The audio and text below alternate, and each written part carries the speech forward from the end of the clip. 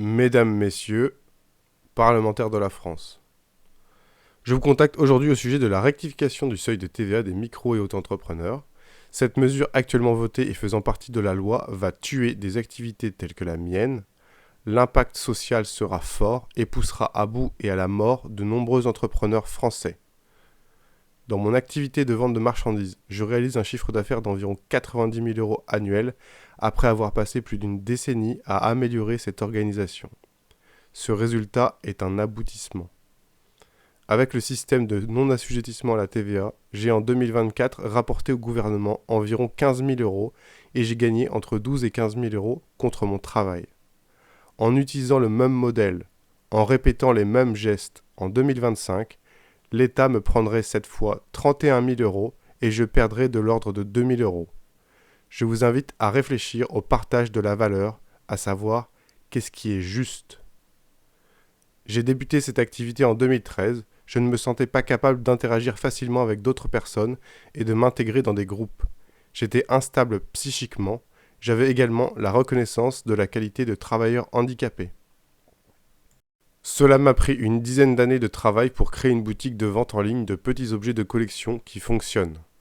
Par cette action, j'ai pu de manière utile mobiliser ma personne et créer de la valeur pour tous. J'ai investi du temps pour mettre à disposition mes objets de collection. Ma boutique en ligne compte 16 000 annonces qui représentent entre 3 000 et 4 000 heures de travail. J'ai également au fil des années créé un réseau afin de pouvoir acheter ces objets à des particuliers. Dans le prolongement de cette activité d'auto-entreprise, j'ai acquis des compétences et j'ai créé il y a 3 ans une SAS grâce à du capital mis de côté et surtout un héritage. À la sortie du Covid, ma jeune SAS est arrivée sur le marché avec plus de 20 nouveaux concurrents inconnus jusqu'alors. Il a fallu se battre. J'ai embauché 3 personnes.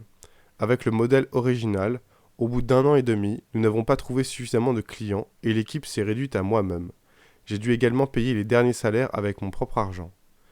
Il a fallu pivoter l'activité et après 1 an de travail, les frais de la structure ont tout juste pu être payés. Un nouveau pivot est en cours et avec de la chance, il devrait permettre à ma société de générer un peu plus d'argent qu'elle ne coûte en frais de fonctionnement. Ainsi, depuis ces 3 ans, c'est l'activité de mon auto-entreprise qui permet de survivre. Créer de l'argent, réaliser des profits n'est pas facile. Il faut du temps et de l'expérience terrain et tester des choses. Disposer de cette activité de vente de marchandises en auto-entreprise a été et est encore une sécurité et un tremplin vers mon activité en SAS. Je prends le temps de vous contacter, vous parlementaires, par cet email, bien que votre pouvoir soit limité du fait de l'arme du gouvernement qu'est le 49.3. Vous nous représentez néanmoins. Les auto-entrepreneurs témoignent actuellement, moi y compris. Voici ma chaîne en nom propre sur YouTube, Sébastien Fauvel, @Sébastien Fauvel 543. Nos activités d'auto-entreprise sont le reflet des personnes qui les ont créées. Il n'y a pas de barrière, pas de filtre entre l'action de l'auto-entreprise et la personne qui la gère. Ainsi, lorsqu'une réduction mineure ou drastique provenant du gouvernement s'abat, ce sont les personnes qui directement accusent cette attaque dans leur plus grande intimité. Cette ingérence dans la vie et la vivacité du pays est un attentat en plein jour. La liberté d'entreprendre est atteinte.